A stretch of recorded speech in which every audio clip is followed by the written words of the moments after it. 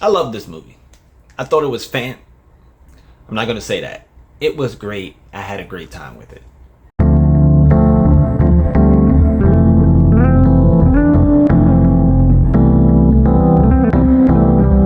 Hello, welcome to Just My Thoughts. I'm your host Khaleel Ward. On this episode, I'll be talking about the Fantastic Four First Steps.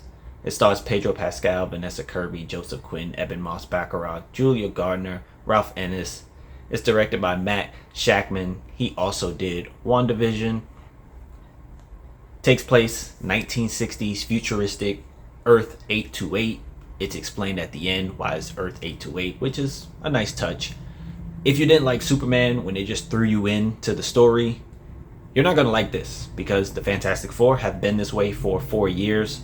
We do get a montage and a voiceover of them getting their powers. It's really well done. The aspect ratio changed and it looks like grainy footage.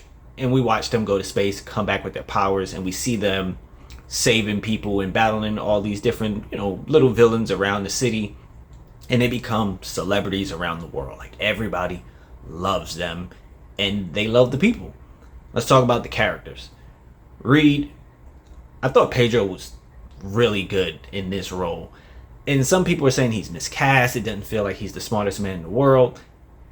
But you can see him doing certain things. And you can see his brain working as he's solving all these different problems throughout the movie. And he's coming up with answers.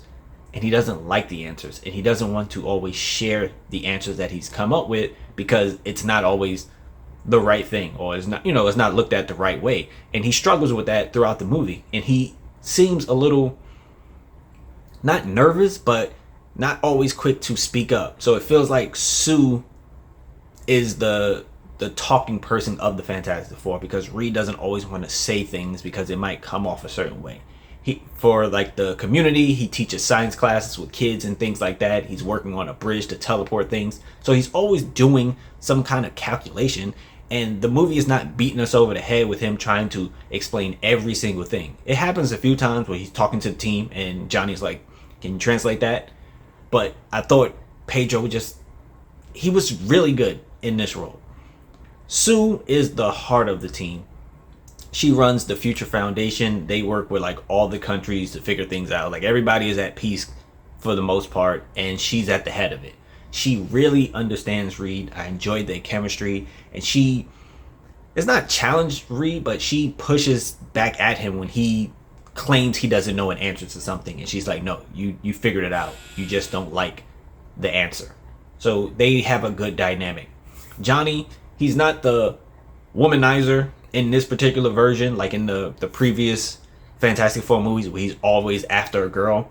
He does mention he loves space, he loves women. He always wants to go back to space, but he does mention he loves women at some point. So we know he's still like a playboy, but his intelligence shines a little bit more in this movie. He has something he wants to get accomplished and he doesn't want to ask Reed because Reed is busy doing things. So he does it himself, and you can see his brilliance on screen.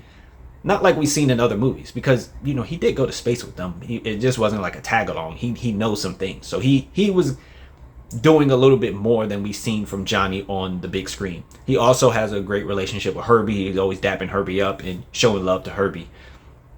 Ben, we don't get to see him when he's struggling as the Thing. When he first turns, he's upset. He doesn't want to look like this. We don't get to see that. We see him being loved by the people, by the kids particularly.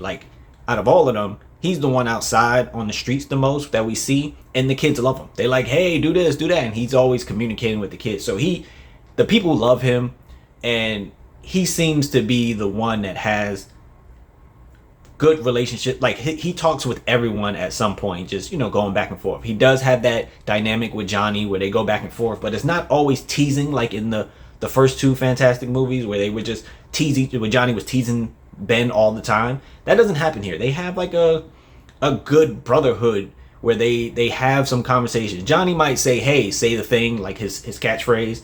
But at one point where Ben gets the beard, Johnny's like, hey, that looks pretty good. I like it. And Ben is like, really? Okay, I'll keep it. So they have that dynamic of, brothers. Galactus, I thought he was awesome. Like the way he looked, it wasn't a cloud like another movie. It was Galactus. And when you first see him, and I saw it in IMAX, and when you first see him, it's like, whoa, this looks cool. Even the Fantastic Four, because they didn't know what Galactus was, when they see him, they're like, oh, wow. Like, hey, we're honored to meet you type thing. So just seeing him in Ralph Innes, his voice, I loved it. I really loved it. I know people wanted him to do more and stuff, but I really enjoyed seeing him. Silver Surfer was fun as well. She was surfing on everything. She was doing a lot of the chasing of the Fantastic Four, things like that. I really enjoyed her performance. I enjoyed the family dynamic with this group, and I cared about them when things started to happen. And this is a slight spoiler for the movie. Slight spoiler. Silver Surfer comes, Galactus is going to eat your planet. So Fantastic Four, they talk to Galactus and they're like, don't eat our planet. And he's like, all right, cool, give me your baby. And they're like, no. So now the people on Earth are upset at the Fantastic Four because they don't want to give up their baby to save the Earth. And all that celebration kind of goes out the window. And that's where like the conflict in the movie happens. I hear people complaining it wasn't enough action, it's too short. Now movies are too short apparently. This movie is under 2 hours. It flows very nicely. I enjoyed the world that we were in. It looks really cool with all the futuristic things that Reed and his family have done around the city. I enjoyed it. It felt different than other Marvel movies, but it also felt like Marvel, if that makes any sense. I enjoyed all the characters, all the performances. I had a great time. Like, it's really up there as one of my favorite MCU movies off of first watch because it felt special. Fantastic Four, First Steps.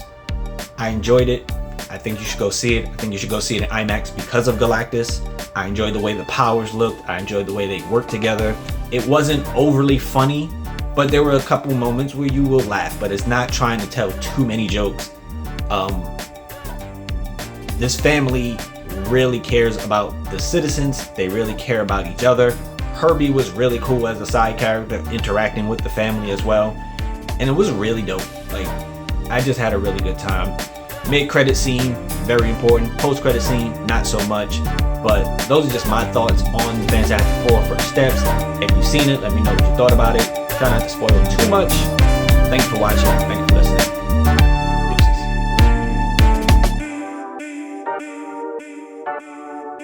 Deuces.